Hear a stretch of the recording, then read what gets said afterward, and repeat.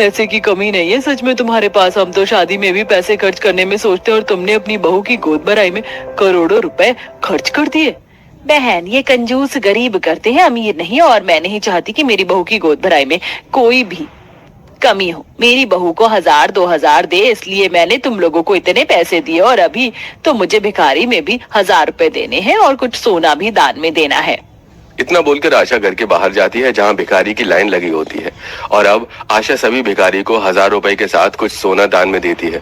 इसी तरह समय गुजरता है और अब धीरे धीरे आशा के 5 बेटों का बिजनेस घाटे में जाने लगता है। और एक दिन, माँ, हमारा बिजनेस लॉस में जा रहा है। हमने आपको जितनी भी सेविंग्स और पैसे दिए थे, आप हमें वो सब दे दो ताकि हम अपने बिजनेस को बचा सकें।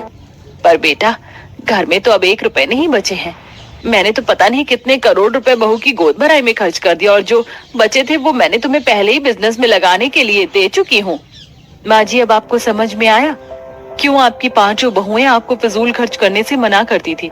विनोद जी, घर में जितने भी पैसों से बने सामान और जितने भी एक्सपेंसिव चीजें, आप इन सबको बेच दीजिए। बस अपना बिजनेस चला लीजिए। अगर बिजनेस खत्म हो गया तो हम रोड पर आ जाएंगे। उस दिन आशा